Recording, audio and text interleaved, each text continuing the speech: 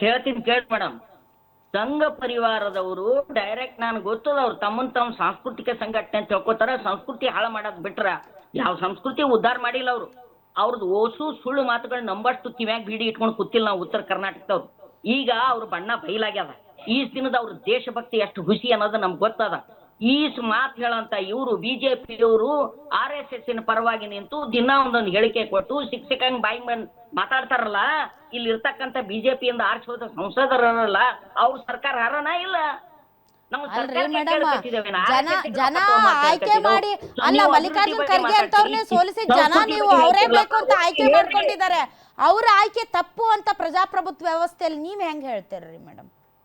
ಮಲ್ಲಿಕಾರ್ಜುನ್ ಖರ್ಗೆ ಅಂತವ್ರನ್ನ 9 ಸರಿ ಗೆದ್ದವ್ರನ್ನ ಸೋಲಿಸಿ ಬಿಜೆಪಿನ ಆಯ್ಕೆ ಮಾಡಿ ನೋಡ್ರಿ ಮೇಡಮ್. ಅವ್ರ ರಾಜಕೀಯ ತಪ್ಪು ಅಂತ ಯಾಕೆ ಹೇಳ್ತಾ ಇದೆ ಅಂದ್ರೆ ಅವ್ರು ಇಲ್ಲಿ ತನಕ ಮಾಡಿರ್ತಕ್ಕಂಥ ಹಿಸ್ಟ್ರಿ ನಿಮ್ಮ ಅಭಿಪ್ರಾಯವನ್ನ ಸಾರ್ವತ್ರಿಕಗೊಳಿಸೋದು ತಪ್ಪಲ್ಲ. ನೀತಿಯಲ್ಲಿ ಅವರು ತಂದಿರ್ತಕ್ಕಂಥ ನಿಮ್ಮ ವೈಯಕ್ತಿಕ ಅಭಿಪ್ರಾಯವನ್ನ ಎಲ್ಲರ ಅಭಿಪ್ರಾಯ ಅಂತ ಬಿಂಬಿಸೋದು ತಪ್ಪಲ್ವಾ? ಅದಾನಿಗೆ ಮಾರಾಟ ಮಾಡಿ thank you madam, thank you very much, thank you very much. ಒಂದೇ ಒಂದು ಅವಕಾಶ ನಮಗೆ ಕಾಂಗ್ರೆಸ್ ಅವ್ರದ್ದೇನು, ನಾವು ದಂಡವನ್ನು ಹಿಡ್ಕೊಂಡ್ರೆ ಅವರಿಗೆ ನಾನ್ ಕೇಳೋ ಪ್ರಶ್ನೆ ಇಷ್ಟು, ಏನ್ ಮಾಡ್ತಾ ಇದ್ರು ಅಲ್ಲ ಒಂದ್ ನಿಮಿಷ, ನೀವು ಕಾನೂನು ಅಡಿಯಲ್ಲಿ ಬರ್ತಿರೋ ಬರವಲ್ವೋ, ಬಟ್ ಈಗ ನಿಮ್ಗೆ ಚಾಯ್ಸ್ ಉಳಿದಿಲ್ಲ, ನೀವು ಪೂರ್ವಾನುಮತಿ ತಗೊಳ್ಬೇಕು. ಅಲ್ಲಿ ನೀವು ಶಾಲೆಯಲ್ಲಿ ಕಸರತ್ತು ಮಾಡ್ತಿರೋ ಏನ್ ಮಾಡ್ತಿರೋ ಅವ್ರು ಮುಗಿಸ್ ಪೂರ್ವಾನುಮತಿ ತಗೊಳ್ಬೇಕು. ಒಂದು ಸರ್ಕಾರ ಇಲ್ಲಿ ಏನ್ ಚಟುವಟಿಕೆ ನಡೀತಾ ಇದೆ ಅಂತ ತಿಳ್ಕೊಳ್ಳೋದು ತಪ್ಪಾ? ನೋಡಿ, ಅವರು ಇವತ್ತು ಯಾವುದೇ ಸಂಘಟನೆಗಳಾಗ್ಲಿ ಯಾವುದೇ ಕಾರ್ಯ ಮಾಡೋದಾಗಿದ್ರು ಅನುಮತಿಯನ್ನು ಅಲ್ಲಿರುವಂತ ತಗೊಳ್ತಾರೆ. ಇವರು ಹೊಸ ರಾಗ ಪುರಾಣ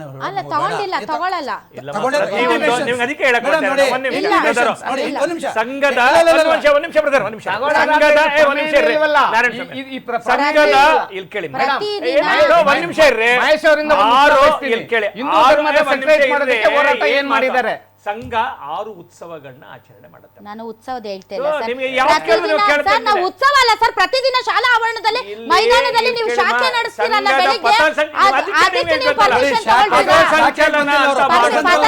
ಅಲ್ಲ ಸರ್. ನಾ ಕೇಳ್ತಾ ಇರೋದು ಪಥಸಂಚಲನ ಅಲ್ಲ, ಪ್ರತಿದಿನ ಬೆಳಿಗ್ಗೆ ನೀವು ನಡೆಸುವಂತಹ ಬೆಳಗಿನ ಜಾವದಲ್ಲಿ ಸರ್ಕಾರಿ ಮೈದಾನಗಳಲ್ಲೋ ಶಾಲಾ ಆವರಣಗಳು ನಡೆಸುವಂತಹ ನಿಮ್ಮ ಏನು ಶಾಖೆಗಳ ಕಾರ್ಯಕ್ರಮ ಇದೆ, ಆ ಮಕ್ಕಳಿಗೆ ನೀವು ವ್ಯಾಯಾಮ ಕಳಿಸೋದು, ಅದು ಮಾಡೋದು, ಇದು ಮಾಡೋದು, ಅದಕ್ಕೆ ಪರ್ಮಿಷನ್ ತಗೊಳ್ಳಲ್ಲ ಅಂತ ನಾನು ಹೇಳ್ತೀನಿ. ನಿಮ್ಮ ಮನೆಯಲ್ಲಿ ಊಟ ಮಾಡಕ್ಕೆ ಪರ್ಮಿಷನ್ ತಗೋತೀರಾ ನೀವು?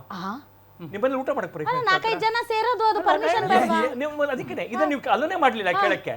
ನೀವು ಊಟ ಮಾಡುವಂತದ್ದು ದೇವಸ್ಥಾನದಲ್ಲಿ ಸೇರ್ತೀರಪ್ಪ, ಒಂದು ದೇವಸ್ಥಾನದೊಳಗಡೆ ಸೇರ್ತೀರಾ, ದೇವಸ್ಥಾನ ಭಕ್ತ ಹೋಗ್ತಾನೆ ದೇವರ ಹತ್ರ ಪ್ರಾರ್ಥನೆ ಮಾಡಕ್ಕೆ, ಪರ್ಮಿಷನ್ ತಗೋತಾರ? ಅಲ್ಲ, ದೇವರ ಪ್ರಾರ್ಥನೆಗೂ ಈ ಒಂದು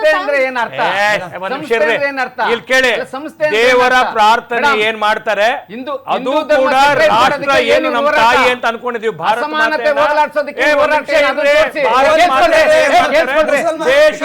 ಪೂಜೆ ಮಾಡ್ತಕ್ಕಂಥ ಹಿಂದೂ ಧರ್ಮ ಎಲ್ಲ ಒಂದು,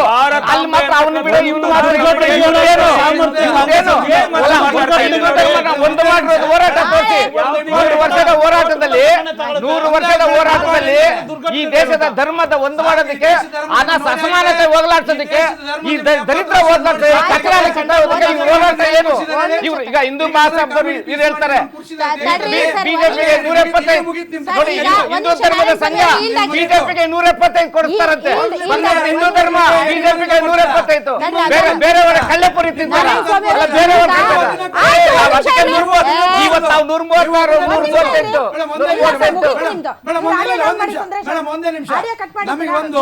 ಕೇಳಿಸ್ತಿಲ್ಲ ಇಲ್ಲ ಸರ್, ಈಗ ಇದೇ ಎಕ್ಸಾಕ್ಟ್ಲಿ ಆಗಿರೋದು. ಒಂದ್ ನಿಮಿಷ ನಾಳೆ ಎಲ್ಲರೂ ಇಟ್ಕೊಂತೀವಿ, ಸುಂದರೇಶ್ ಅವ್ರು ನಾವು ಇಟ್ಕೊಂತೀವಿ ತಂಡ, ಅವಾಗ ಗೊತ್ತಾಗುತ್ತೆ ಈ ಸಮಾಜದಲ್ಲಿ. ಅದಕ್ಕೆ 4 ಸತಿ ಕಿತ್ತು ಬಿಸಾಕಿದ್ದೀವಿ ದೇಶದಲ್ಲಿ, 4 ಸತಿ ಕಿತ್ತು ಬಿಸಾಕಿದ್ದೀವಿ. ಹೌದು, ನಾಳೆ ನಾವು ತಂಡ ಇಟ್ಕೊಳ್ತೀವಿ, ಉತ್ತರ ಕೊಡ್ತೀವಿ. ಒಂದ್ ನಿಮಿಷ ತಡ್ರಿ. ಈಗ ನಮ್ಗೆ ಅನುಮತಿ ಬೇಡ, ನಮ್ಗೆ ಬೇಕಾಗಿಲ್ಲ. ದೇವಸ್ಥಾನದಲ್ಲಿ ನೀವೇನಾದ್ರೂ ಅನುಮತಿ ಕೇಳ್ತೀರಾ? ಊಟಕ್ಕೆ ಕುಂತಾಗ ಅನುಮತಿ ಕೇಳ್ತೀರಾ? ಎಕ್ಸಾಕ್ಟ್ಲಿ ಇವತ್ತು ಅದೇ ಆಗಿರುತ್ತೆ, ಅದಕ್ಕೆ ಭೀಮ್ ಆರ್ಮಿ ಹೋಗಿರೋದು. ಒಂದ್ ನಿಮಿಷ ತಡ್ರಿ, ನಮಗೂ ಕೊಡಿ ಪರ್ಮಿಷನ್. ನಾಳೆ ನಮ್ಮ ಈದ್ಗಾ ಮೈದಾನದಲ್ಲಿ ನಡೆಯುತ್ತೆ ರೀ ಸರ್. ನಾಳೆ ಮುಸಲ್ಮಾನರು ಒಂದು 4-5 ಜನ ಬಂದು ಬಿಡ್ತಾರೆ, ಒಂದು ಇದು ಹಿಡ್ಕೊಂಡು 2 ಕಟ್ಟಿಗೆ ಹಿಡ್ಕೊಂಡು ಬಂದು ಬಿಡ್ತಾರೆ. ನಾವು ಇಲ್ಲಿ ಇದು ಮಾಡ್ತೀವಿ, ನಮ್ಮನ್ನು ಕೇಳಂಗಿಲ್ಲ. ಯಾಕೆ? ತುಂಬಾ ದಪ್ಪ ಇದ್ದೀರಾ, ಅದರಲ್ಲೂ ಯಾವುದೇ ಸೈಡ್ ಎಫೆಕ್ಟ್ ಇಂದ ಸಣ್ಣ ಆಗ್ಬೇಕಾ? ಎಷ್ಟೋ ಜನ ಹೇಳ್ತಾ ಇದ್ರಿ ಸರ್ ನಾನು ಜಿಮ್ಗೆ ಹೋಗ್ತಾ ಇದ್ದೀನಿ ಆದ್ರೂ ಸಣ್ಣ ಆಗ್ತಾ ಇಲ್ಲ ಸರ್, ವರ್ಕೌಟ್ ಮಾಡ್ತಾ ಇದ್ದೀನಿ ಆದ್ರೂ ಸಣ್ಣ ಆಗ್ತಾ ಇಲ್ಲ ಅಂತ ಹೇಳ್ತಾ ಇದ್ರಲ್ಲ. 100% ಯಾವ ಜಿಮ್ಗೂ ಹೋಗ್ದಂಗೆ ವರ್ಕೌಟು ಮಾಡ್ದಂಗೆ ನೀವು ಸಣ್ಣ ಆಗ್ಬೋದು. ಪ್ರತಿದಿನ ಬೆಳಿಗ್ಗೆ ಸಂಜೆ 2 ಟೈಮ್ ನಮ್ಮ ಜೀನಿ ಸ್ಲಿಮ್ನ ಯೂಸ್ ಮಾಡಿ ಯಾವುದೇ ಸೈಡ್ ಎಫೆಕ್ಟ್ ಇಲ್ದಂಗೆ ನೀವು ಸಣ್ಣ ಆಗ್ತೀರಾ. ಯಾಕೆಂದ್ರೆ ಜೀನಿ ಸ್ಲಿಮ್ ಒಂದು ಉತ್ತಮ ಆಹಾರ. ನಾವು ಮಾಡ್ಬಾರ್ದಾ? 1 ನಿಮಿಷ ತಡ್ರಿ, ನಾವು ಮಾಡ್ಬಾರ್ದ? ನಾವು ಮಾಡ್ತೀವಿ. ಇನ್ನೊಬ್ರು ಯಾರಾದ್ರೂ ಒಂದು ಸಂಘಟನೆ ಬರುತ್ತೆ, ಅವ್ರು 4-5 ಜನ ಸೇರ್ಕೊಂಡು ನಾವು ಇಲ್ಲಿ ಮಾಡ್ತೀವಿ. ಹಿಂಗೆ ಆಗ್ತಾ ಹೋದ್ರೆ ಸರ್ಕಾರ ಕೇಳಲೇಬಾರ್ದು ಅಂತಂದ್ರೆ ಹೆಂಗಾಗುತ್ತದ ನಾಗೇಂದ್ರ ಅವ್ರೆ? ಹೆಂಗಾಗುತ್ತೆ ಹೇಳಿ ಮೇಡಮ್? ಎಲ್ಲೂ ಕೂಡ ನೋಡಿ ಅನುಮತಿ ಪಡಿಲೇಬೇಕು. ಯಾವುದೇ ಒಂದು ಇದೆ ಅದನ್ನು ಸಂಬಂಧಪಟ್ಟ ಇಲಾಖೆಯಲ್ಲಿ ನೋಡಿ ಅಲ್ಲಿ ಅನುಮತಿ ಅಂದ್ರೆ ಆ ಸಂಬಂಧಪಟ್ಟ ಒಂದು ವಾತಾವರಣದಲ್ಲಿ ಅಧಿಕಾರಿಗಳಿಂದ ಅನುಮತಿ ಪಡೆದೇ ಮಾಡೋದು. ಇವತ್ತು ಗಣೇಶ ಚತುರ್ಥಿ ಮಾಡ್ತಾ ಇದ್ದಾರೆ, ಅನುಮತಿ ಪಡಿತಾ ಇಲ್ವಾ? ಗಣೇಶ ಚತುರ್ಥಿ ಮಾಡ್ಬೇಕಾದ್ರೆ ಅಲ್ಲಿ ಕೇಳ್ತಿರೋದು ನಾಗೇಂದ್ರ ಅವ್ರೆ, ಅದನ್ನೇ ಮೇಡಮ್ ಹೇಳ್ತಾ ಇರೋದು. ಈಗ ಹೇಳಕ್ಕೆ ಪ್ರಶ್ನೆಗೆ ಉತ್ತರ ನನ್ನ ಪ್ರಶ್ನೆ ಇವತ್ತವರೆಗೂ ದೇಶದಲ್ಲಿ RSS ಆಗಿರೋ ದುರ್ಘಟನೆಗಳೇನು, ಸೇವೆನು ನಾನು ಒಂದು 2-3 ಹೇಳ್ತೀನಿ. ದುರ್ಘಟನೆ ಇರೋದು 2-3 ಹೇಳಿ. ಇವತ್ತು ವಿಶಾಖಪಟ್ಟಣ ಚಂಡಮಾರುತ ಆಯ್ತು, ಸ್ವಯಂ ಸೇವಕರು ಹೋಗಿದ್ರು. ಅದೇ ರೀತಿ ಚೆನ್ನೈಯಲ್ಲಿ ಪ್ರವಾಹ ಆಯ್ತು, ಅಲ್ಲಿ ಸ್ವಯಂ ಸೇವಕರು ಇದ್ರು. ಕೊಡಗಲ್ಲಿ ಕುಸಿತ ಆಯ್ತು, ಅಲ್ಲಿ ಸ್ವಯಂ ಸೇವಕರು.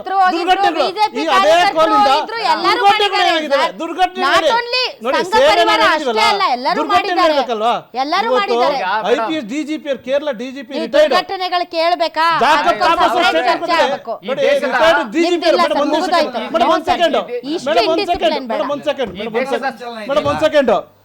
ಕೇರಳದ DGP retired DGP Jacob Thomas ಹೇಳ್ತಾರೆ RSS ಭಾರತೀಯ ಪೊಲೀಸ್ ಸೇವೆಗೆ ಸಮ ಅಂತ ಹೇಳ್ತಾರೆ. DGP ಹೇಳಿರೋ ಸ್ಟೇಟ್ಮೆಂಟ್ ಇದು ಸಾಮಾನ್ಯದಲ್ಲ. ಅದೇ ರೀತಿ ರಾಷ್ಟ್ರ ನಿರ್ಮಾಣ ಸಮಗ್ರ DGP ಹೇಳಿರೋದು. ಸ್ವಯಂ ಸೇವಕರು ರಾಷ್ಟ್ರ ನಿರ್ಮಾಣದ ಮೊದಲ DGP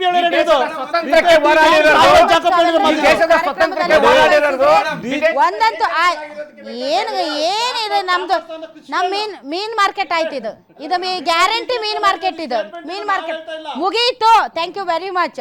ಒಂದಂತೂ ಸತ್ಯ, ಯಾವ ಸಂಘ ಸಂಸ್ಥೆಗಳು ಪೂರ್ವಾನುಮತಿ ಇಲ್ಲದೆ ಎಲ್ಲೂ ಕೂಡ ಸಾರ್ವಜನಿಕ ಸ್ಥಳಗಳು ಖಾಸಗಿ ಸ್ಥಳಗಳಲ್ಲಿ ಏನೂ ಮಾಡಲ್ಲ. ಆದರೆ ಡೆಫಿನೆಟ್ಲಿ RSSನ ಶಾಖೆಗಳನ್ನು ಗುರಿಯಾಗಿಸಿಕೊಂಡು ಈ ಒಂದು ಆದೇಶ ತರಲಾಗಿದೆ. ಇವತ್ತು ಕೋರ್ಟ್ ತಡೆ ಆಜ್ಞೆಯನ್ನು ನೀಡಿದೆ. ಇವರು ನಾವು ಮೇಲ್ಮನವಿ ಸಲ್ಲಿಸ್ತೀವಿ ಅಂತ ಹೇಳಿದ್ದಾರೆ.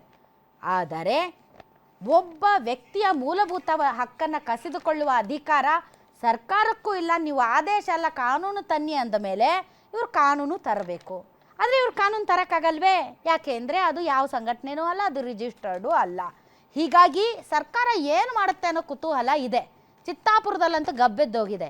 ರಾಜ್ಯಾದ್ಯಂತ ಇನ್ನೂ ಈ ವಿಚಾರ ಇಟ್ಕೊಂಡು ನಿಜವಾದ ವಿಚಾರಗಳನ್ನು ಮೂಲೆ ಗುಂಪು ಮಾಡಿ ಇದನ್ನೇ ವೈಭವೀಕರಣ ಮಾಡಿ ಜನರಿಗೆ ಚೆನ್ನಾಗಿ ಮಂಕು ಬೂದಿ ಎರಚೋದಕ್ಕೆ ರೆಡಿಯಾಗಿದೆ ಸರ್ಕಾರ. That's for sure.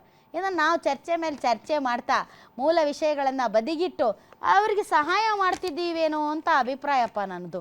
ಇದು ಇದರಿಂದ ವಿಶೇಷ. ಗ್ಯಾರಂಟಿ ನ್ಯೂಸ್, ಸುದ್ದಿ ಖಚಿತ, ನ್ಯಾಯ ನಿಶ್ಚಿತ.